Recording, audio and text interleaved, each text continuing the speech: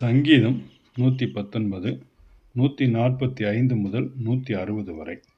முழு இருதயத்தோடும் கூப்பிட்டேன். கர்த்தாவே, என் ஜெபத்தை கேளும். உம்முடைய பிரமாணங்களை கைக்கொள்ளுவேன். உம்மை நோக்கி கூப்பிட்டேன், என்னை இரட்சியும்.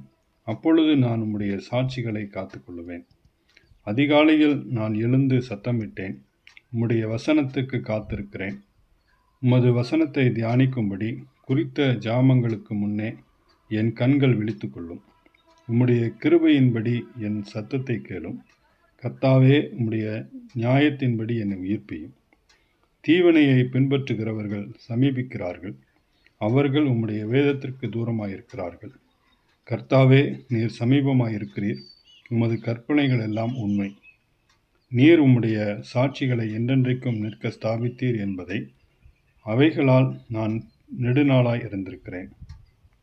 என் உபத்திரவத்தை பார்த்து என்னை விடுவியும். உமது வேதத்தை மறவேன். எனக்காக நீர் வழக்காடி என்னை மீட்டுக்கொள்ளும். உம்முடைய வார்த்தையின்படியே என்னை உயிர்ப்பியும். ரட்சிப்பு துன்மார்க்கருக்கு தூரமாயிருக்கிறது. அவர்கள் உமது பிரமாணங்களை தேட. கர்த்தாவே, உம்முடைய இரக்கங்கள் மிகுதியாயிருக்கிறது. உமது நியாயங்களின்படி என்னை உயிர்ப்பியும்.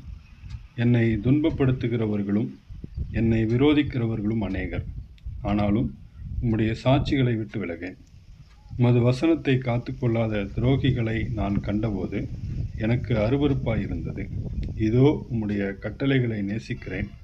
கர்த்தாவே, உமது கிருபையின்படி என்னை உயிர்ப்பியும். உம்முடைய வசனம் சமூலமும் சத்தியம். உம்முடைய நீதி நியாயமெல்லாம் நித்தியம் என்றார் என்பதே. ஆமேன்.